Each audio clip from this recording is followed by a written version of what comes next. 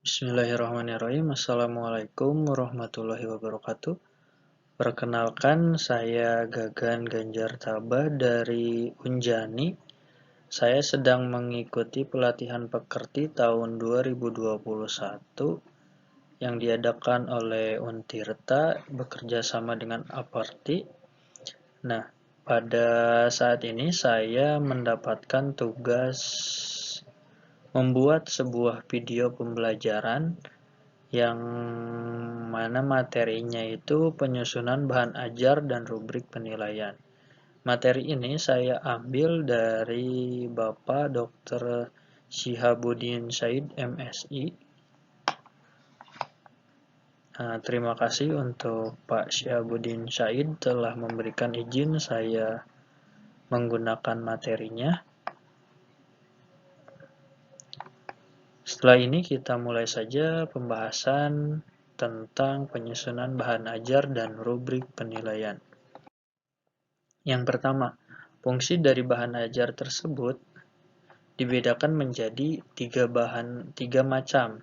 Ini diambil dari Prastowo dalam Lestari tahun 2011 halaman 25 dan 26.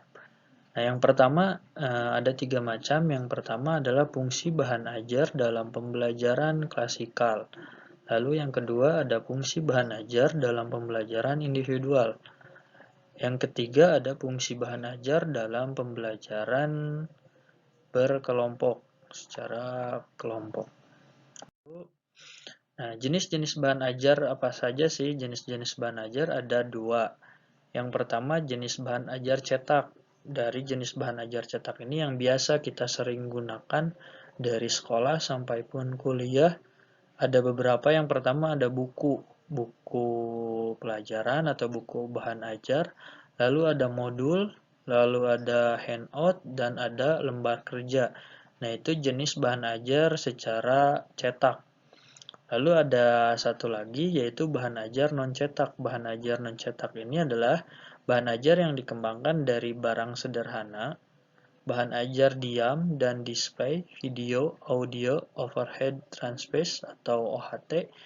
Nah, ini akan banyak kita gunakan bahan ajar non-cetak karena sedang pandemi seperti ini kita tidak bisa melakukan tatap muka.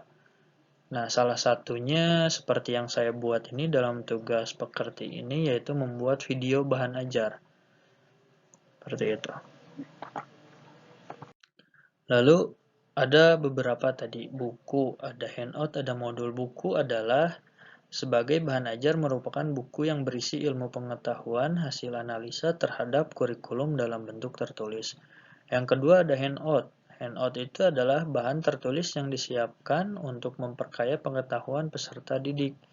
Yang ketiga modul adalah bahan ajar yang tertulis dengan tujuan agar peserta didik dapat belajar secara mandiri tanpa atau dengan bimbingan guru atau dosen. Jadi biasanya ini digunakan kalau kita kuliah sih biasanya di praktikum ya. Jadi di praktikum diberikan modul petunjuk untuk pengerjaan praktikum tersebut. Nah, ini tanpa atau dengan bimbingan guru atau dosen. Lalu ada lembar kerja peserta didik LKS. Adalah materi yang sudah dikemas sedemikian secara terstruktur dan terarah. Nah, ini jadi materinya sudah lengkap di situ, sudah dibuat arahnya akan kemana. Dan diharapkan dapat belajar secara mandiri. Jadi di situ biasanya ada poin-poin yang materi yang akan dibahas, lalu nanti ada pertanyaan yang harus dijawab oleh peserta didik. Seperti itu. Lalu ada teknik penyusunan bahan ajar cetak. Nah, ini untuk bahan ajar cetak seperti yang tadi, buku, modul, dan lain-lain. Nah, untuk menyusun ini setidaknya ada 6 hal yang perlu dipahami. Yaitu yang pertama, susunan tampilan bahan ajar jelas dan menarik. Jadi, bagaimana caranya kita membuat bahan ajar itu harus jelas dan menarik. Misalnya ditambahkan gambar-gambar atau background, atau penulisannya, atau bentuk dari tata tulisnya seperti apa. Lalu bahasa yang mudah. Jika bahasa yang mudah ini akan lebih cepat dipahami oleh pembaca. Kenapa? Karena kalau bahasanya terlalu tinggi untuk umum itu agak sulit dibacanya. Lalu yang ketiga ada mampu menguji pemahaman. Jadi dari bahan ajar ini ada untuk menguji pemahaman dari peserta didiknya juga. Adanya stimulan, seperti menarik untuk dilihat, serta tulisan yang ada pada bahan ajar cetak mendorong pembaca untuk berpikir dan menguji stimulan. Lalu yang kelima, nyaman untuk dibaca dan sajiannya terstruktur. Jadi nyaman dibaca, lalu terstruktur. Jadi tahapan-tahapannya harus jelas. Lalu yang keenam ada materi instruksional, menyangkut pemilihan teks, bahan kajian, dan lembar kerja atau worksheet.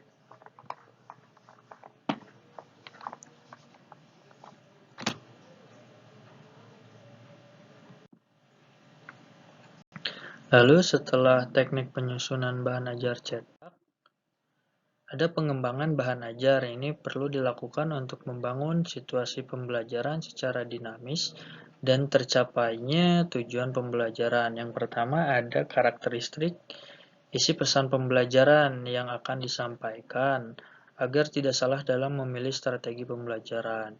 Lalu ada interaksi pembelajaran, ada pengelolaan kelas, bagaimana pengelolaan kelasnya, pembagian tugas dan lain-lain. Pemilihan bahan pembelajaran dan media pembelajaran dan alat evaluasi yang akan digunakan. Jadi kita harus tentukan juga alat evaluasi yang akan digunakannya apa. Lalu setelah itu tujuan pengembangan bahan ajar itu ada apa aja sih? Yang pertama ada menyediakan bahan ajar yang sesuai dengan tuntunan kurikulum. Jadi kita untuk bahan ajarnya harus tetap mengikuti kurikulum yang ada. Jangan sampai menyimpang. Untuk inovasi boleh, tapi masih dalam batas-batas atau masih dalam arahan dari kurikulum. Lalu yang kedua, menyediakan bahan ajar dengan mempertimbangkan kebutuhan peserta didik. Yang ketiga, membantu peserta didik memperoleh alternatif bahan ajar selain buku teks yang sulit diperoleh, misalnya dari YouTube atau dari internet atau dari modul, dari penelitian-penelitian mungkin bisa digunakan. Lalu yang keempat, memudahkan dalam melaksanakan pembelajaran. Lalu ada prinsip pengembangan bahan ajar. Nah, prinsipnya apa saja sih dalam pengembangan bahan ajar ini? Yang pertama ada relevansi atau kesesuaian. Nah, relevansi ini bahan ajar relevan dan memiliki keterkaitan dengan pencapaian CP-nya. Lalu ada konsistensi, yaitu keajegan. Nah, keajegan antara bahan ajar dengan CP yang harus dikuasai mahasiswa. Misalnya CP yang harus dikuasai mahasiswa 4 macam, maka bahan ajar yang harus diajarkan juga harus meliputi 4 macam. Jadi melengkapi dari kebutuhannya. Lalu ada adekuasi atau kecukupan, cukup memadai atau membantu. Lalu bahan ajar tidak boleh terlalu sedikit atau terlalu banyak, seperti itu.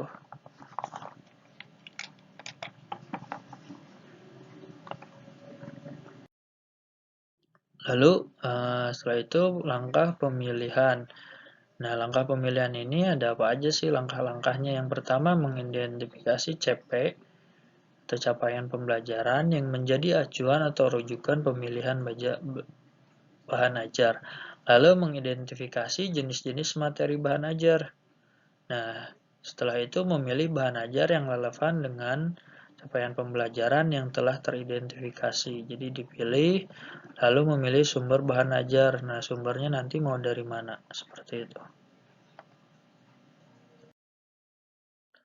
Nah, setelah itu ada cakupan isi bahan ajar. Yang pertama ada pengetahuan, ada keterampilan, ada nilai atau sikap yang harus ada di bahan ajar yang Bapak atau Ibu akan gunakan. Nanti akan digunakan untuk proses pembelajaran. Setelah itu, skopnya atau ruang lingkup dari bahan ajar ini yaitu ada keluasan atau wide-nya. Secara luas menggambarkan berapa banyak materi atau isi yang dimasukkan ke dalam suatu bahan pembelajaran. Yang kedua ada kedalaman atau seberapa detail konsep yang harus dipelajari atau dikuasai oleh mahasiswa. Nah, jadi harus kita membatasi juga sampai mana sih detail yang harus dipelajari mahasiswa atau peserta didik. Lalu setelah ruang lingkup ada urutan bahan ajar atau sequence. Nah, urutan bahan ajar ini ada yang pertama pendekatan prosedural. Pendekatan prosedural itu apa? Menggambarkan langkah-langkah secara urut sesuai dengan langkah-langkah melaksanakan suatu tugas. Yang kedua, pendekatan hierarkis. Ini menggambarkan urutan yang berjenjang, mudah ke sulit atau dari sederhana ke yang kompleks. Jadi ada tahapan-tahapannya. Nah, ini secara sistematis, kerangka dan langkah cara menulis buku ajar. Yang pertama ada menyusun RPS atau rencana pembelajaran semester. Lalu ada mulai menyusun outline. Jadi apa saja sih yang akan dibahas di buku ajar tersebut. Outline ini ada pendahuluan, bagian isi, bagian akhir, dan perlengkapan buku ajar seperti cover, lembar persembahan, kata pengantar, daftar isi. Mengembangkan evaluasi atau penilaian. Penilaian adalah mengambil suatu keputusan terhadap sesuatu dengan ukuran baik, buruk. Lalu penilaian bersikap kualitatif, yaitu pernyataan naratif dalam kata-kata. Penilaian terhadap bahan ajar sangat penting untuk memperbaiki kualitas bahan ajar. Bahan ajar yang berkualitas menjadi sumber belajar, peserta didik dapat menunjang keberhasilan belajar. Lalu ada penilaian adalah bagian dari proses pembelajaran sebagaimana.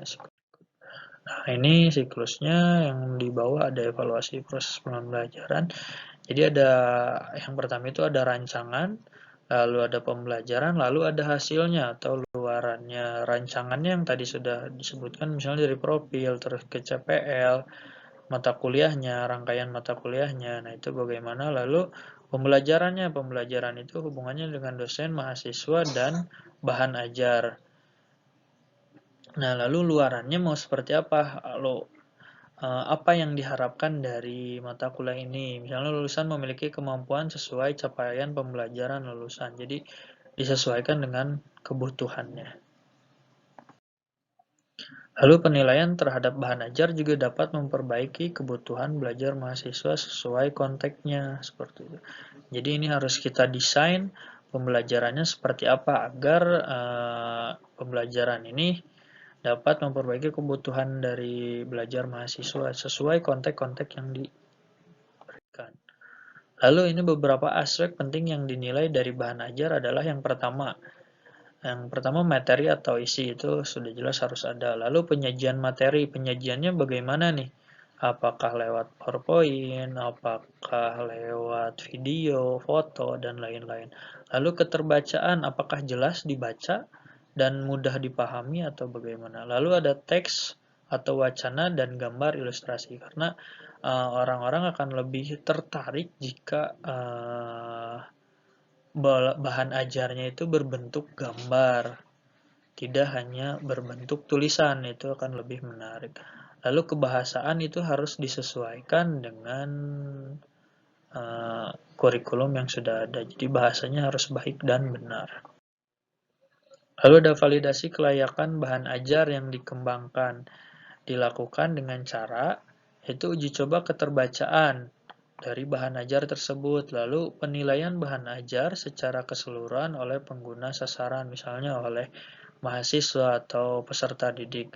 Lalu ada uji terhadap capaian skor hasil belajar, jadi harus ada ujiannya juga.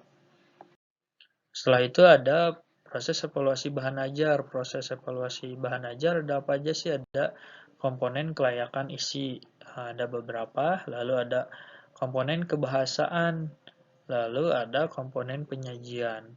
Ini ada beberapa yang dapat dilihat. Lalu komponen kegrafikan, jadi grafik-grafiknya.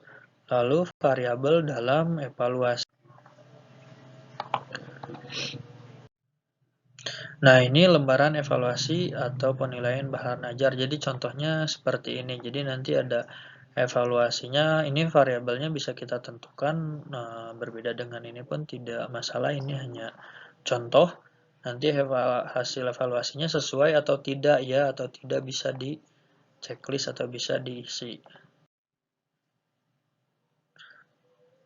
Terima kasih atas perhatiannya. Semoga apa yang saya bahas atau saya ceritakan bermanfaat untuk yang melihat atau mendengarkan. Saya ucapkan terima kasih. Assalamualaikum warahmatullahi wabarakatuh.